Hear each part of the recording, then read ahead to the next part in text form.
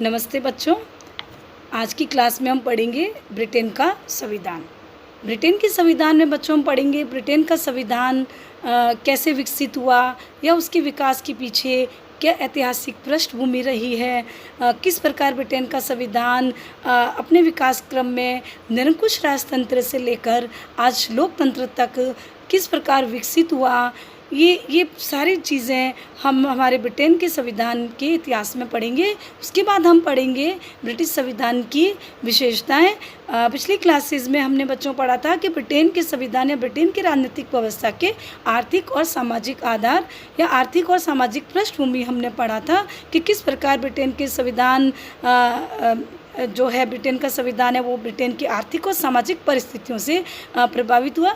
चूँकि हम सब जानते हैं बच्चों कि ब्रिटेन का संविधान लिखित और निर्मित संविधान नहीं है। ब्रिटेन का संविधान एक विकसित संविधान है, एक अलिखित संविधान है जिसका निरंतर विभिन्न ऐतिहासिक कालक्रमों से या विभिन्न ऐतिहासिक विकास की अवस्थाओं को पार करते हुए आज ब्रिटेन का संविधान हमारे सामने संपूर्ण रूप से लोकतंत्र के रूप में है। आज ब्रिटेन में संसदीय लोकतंत्र है जो एक सफल शासन व्यवस्था है। तो किस प्रकार ब्रिटेन का संविधान विकसित हुआ उसको हम थोड़ा संक्षिप्त में बच्चों पढ़ेंगे, क्योंकि ब्रिटेन का संविधान एक विकसित संविधान है और इसके लगभग पिछले 1400 वर्षों से इसका विकास का इतिहास है और ये आज भी विकसित अवस्था में है। और इस प्रकार इसके संवैधानिक विकास को हम विभिन्न कालों में विभाजित करके पढ़ेंगे ताकि हम समझ सकें कि ब्रिटेन में किस प्रकार राजाओं का शासन रहा है और आज किस तरह ब्रिटेन में संपूर्ण रूप से संसद की संप्रभुता स्थापित हो चुकी है। तो उसका हम अध्ययन करेंगे बच्चों। पहला काल है एंग्लो सैक्सन काल, सीमित राजतंत्र की स्थापना। ब्रिटेन का संविधान लगभग 5वीं शताब्दी से 1066 तक का माना जाता है। पहला काल कि संवैधानिक ब्रिटेन का संविधान का जो प्रथम काल है विकास का अगर हम पढ़ें तो ये एंग्लो सैक्सन काल से शुरू माना जाता है। इसमें विभिन्न संस्थाओं की स्थापना हुई, जैसे नियंत्रित राजपद, स्थानीय स्वशासन आदि की स्थापना हुई। इस काल में राजा की शक्तियाँ सीमित हुआ करती थी और उस पर एक संस्था विटनेज बोर्ड का नियंत्रण स्थापित हुआ करता था। तो इस काल में राजा सीमित था। दूसरा काल नॉर्मन एंजीवन काल, ये काल राजाओं की निरंकुशता का काल था और इस काल में एक शक्तिशाली केंद्रीय सरकार का उदय हुआ, क्योंकि उस समय प्रथम काल में चूँकि स्थानीय शासन का प्रभुत्व था और राजा सीमित था, उसकी शक्तियाँ कम थी, इसीलिए इस काल में राजाओं की शक्तियाँ बढ़ाई गई और इस काल में एक मंत्री परिषद टाइप की संस्था का विकास हुआ जिसमें क्यूरिया रेजिस से प्रिवी काउंसिल और प्रिवी काउंसिल से कैबिनेट का विकास इस काल में हुआ। और ये काल था 1066 से 1153 तक का। तीसरा काल है प्लेंटेगेनेट और लंकास्ट्रियन काल। इस काल में ब्रिटेन में कुछ वैधानिक संस्थाओं का विकास हुआ। यह काल नॉर्मन वंश के राजाओं का काल था, जिसमें सर्वप्रथम हेनरी प्रथम जो इसका राजा था उसने शासन व्यवस्था में कुछ सुधार के प्रयास किए और शासन में कार्यकुशलता लाने के लिए दो तरह की संस्थाएं थी, प्रिवी काउंसिल और क्यूरिया रेजिस। और इस काल में सर्वप्रथम प्रतिनिधित्व के बिना कर नहीं के सिद्धांत का उदय हुआ।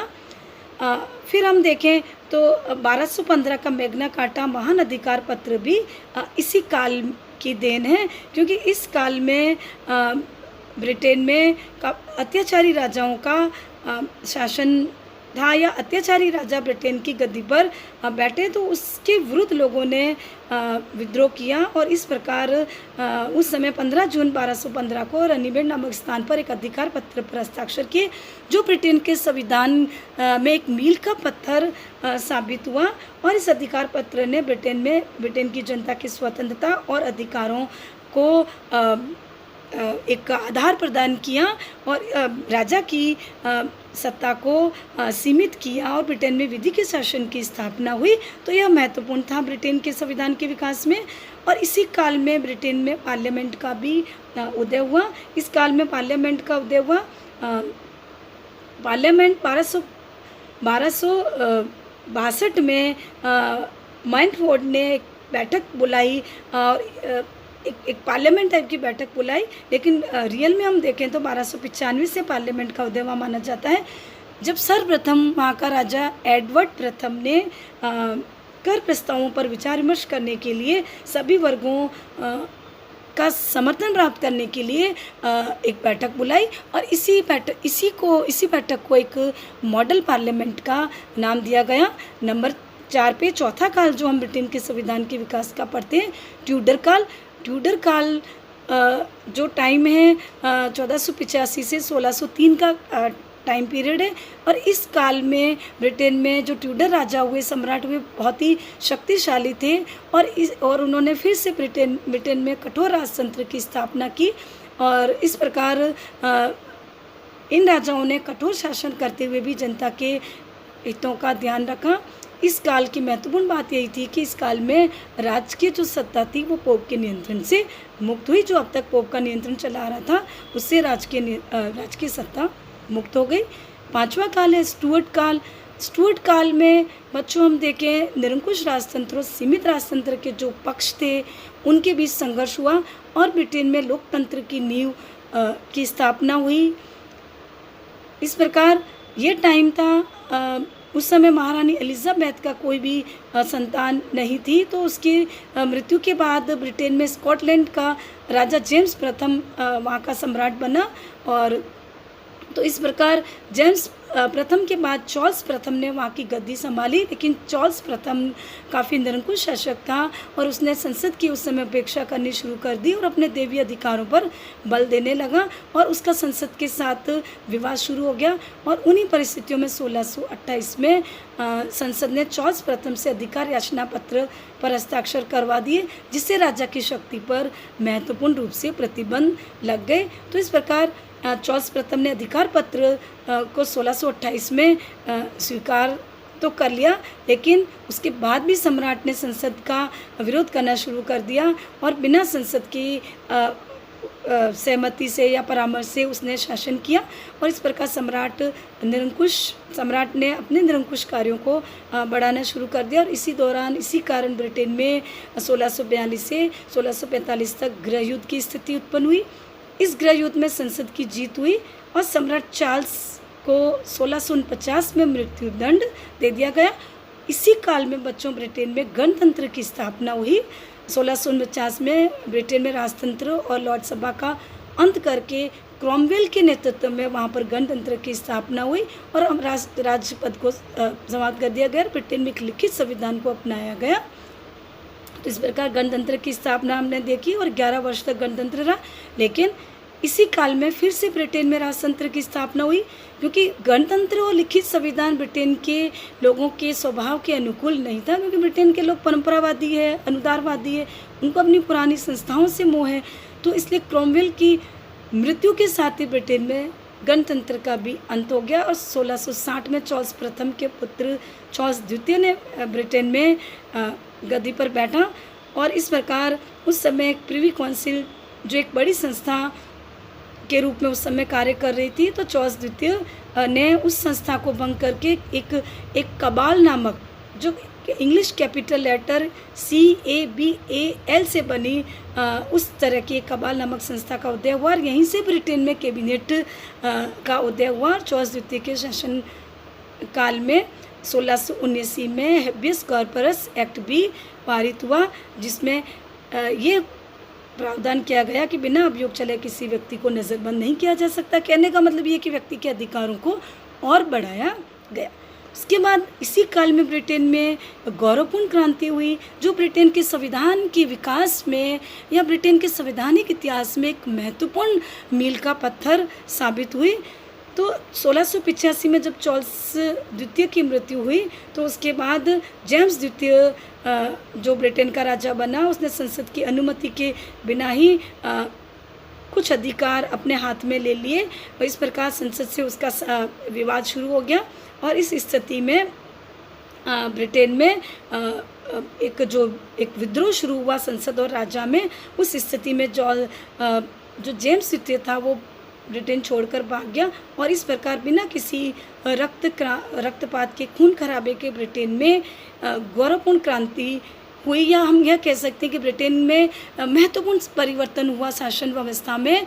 इसको हम गौरवपूर्ण क्रांति के नाम से जानते हैं ब्रिटेन के इतिहास में। यह क्रांति गौरवपूर्ण इसीलिए है कि बिना किसी खून खराबे के, रक्तपात के, यह क्रांति ब्रिटेन में हुई और उसने राजा की निरंकुशता पर हमेशा के लिए रोक लगा दी और यहीं से संसदीय संप्रभुता की शुरुआत हुई या स्थिति शुरू हुई। और यह क्रांतिकारी परिवर्तन ब्रिटेन के इतिहास में बहुत महत्वपूर्ण है, क्योंकि यहीं से ब्रिटेन में संसदीय संप्रभुता का इतिहास शुरू हो जाता है। और इसी के साथ ही अधिकार पत्र 1689 भी पारित हुआ गौरवपूर्ण क्रांति के साथ, क्योंकि इसमें विलियम और मैरी दोनों एक साथ ब्रिटेन के राजा बने और इस अवसर पर संसद ने सम्राट से अधिकार पत्र पर हस्ताक्षर करवा दिए। और ये अधिकार पत्र भी ब्रिटेन के संविधान के इतिहास में बहुत महत्वपूर्ण है, क्योंकि इस अधिकार पत्र में महत्वपूर्ण व्यवस्थाएं की गई, जैसे संसद की बिना स्वीकृति के राजा कोई भी कर नहीं लगा सकता, राजा को कम से कम एक बार संसद की बैठक बुलानी ज़रूरी होगी, संसद की पूर्व स्वीकृति के बिना राजा कोई भी सेना नहीं रख पाएगा, राजा अपनी स्वार्थों की पूर्ति के लिए अब किसी भी तरह के उच्च पद की या उच्चायुक्त जैसे किसी भी नवीन न्यायालय वगैरह की स्थापना राजा नहीं कर सकता, और संसद में जनता के प्रतिनिधियों को अपने भाषण की, विचार अभिव्यक्ति की पूरी स्वतंत्रता होगी। तो इस प्रकार यह अधिकार पत्र जिसको कि पार्लियामेंट की वैधानिक संप्रभुता की घोषणा कहा गया, ये ब्रिटेन के संविधान में एक महत्वपूर्ण एक विकास चिन्ह है। नंबर 6 पे हैनोवर काल। हैनोवर काल जो कि ब्रिटेन में संसदीय लोकतंत्र के विकास का काल माना जाता है, जो 1714 से शुरू होता है।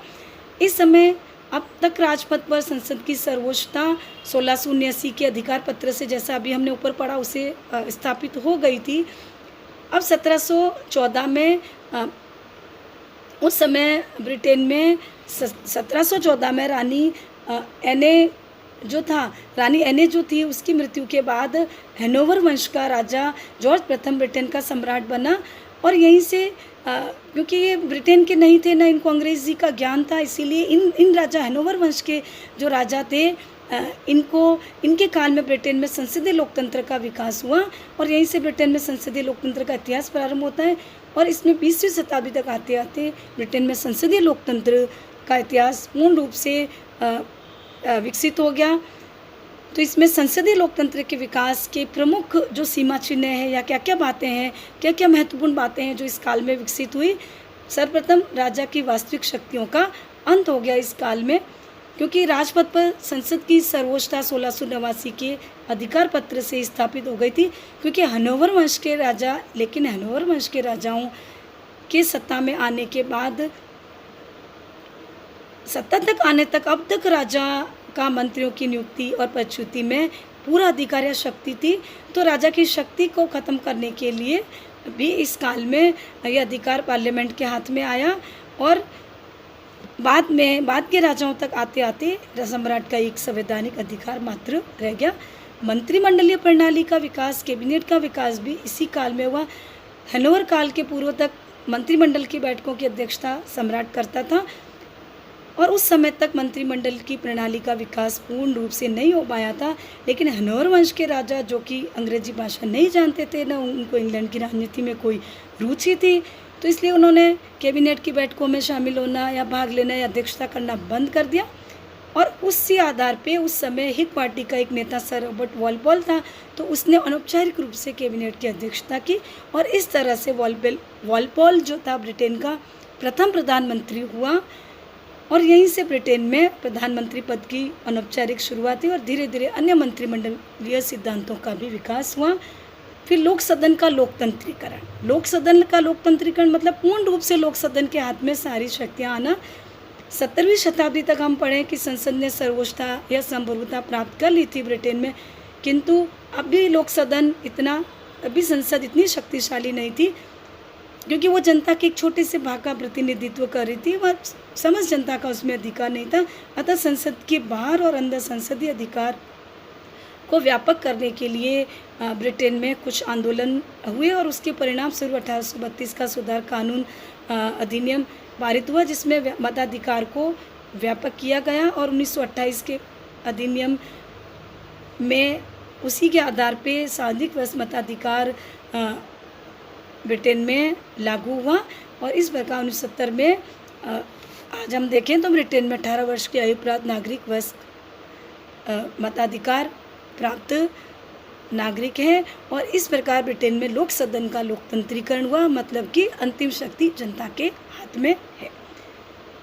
इसके बाद हम देखें कि लोक सदन की तुलना में लॉर्ड सभा की शक्तियों का पतन होना, क्योंकि लॉर्ड सभा कुलीन सभा थी, वो कुलीन वर्ग का प्रतिनिधित्व कर रही थी, तो इसलिए भी ब्रिटेन में एक वो बाधा थी। तो 1832 के सुधार कानून के बाद लॉर्ड सभा की शक्तियाँ कम हुई। उसके बाद 1911-1949 के संसदीय अधिनियम भी पारित हुए, जिसने लॉर्ड सभा की शक्तियाँ कम करके और ब्रिटेन में पूर्ण रूप से लोकतंत्र की स्थापना हो गई। लोक सदन का लोकतंत्रीकरण पूर्ण रूप से हो गया। तो इस प्रकार ब्रिटेन का संविधान बच्चों हमने पढ़ा, संविधान का विकास पढ़ा, जो 1400 वर्षों के संवैधानिक विकास के आधार पर आज ब्रिटेन अपनी वर्तमान संवैधानिक और राजनीतिक स्थिति में है। और इस सारा जो ब्रिटेन का संवैधानिक विकास है वो बहुत ही स्थिर रूप में शांतिपूर्ण ढंग से, बिना किसी रक्तपात के, खून खराबे के, शांतिपूर्ण तरीके से हुआ है। और संवैधानिक विकास जो भी हुआ उसमें कुछ बाधाओं के बाद भी आज ब्रिटेन में राजतंत्र से लोकतंत्र का जो एक परिवर्तन हुआ है वो पूर्ण रूप से सफल रहा है। और यही ब्रिटेन की राजनीति की पहचान है।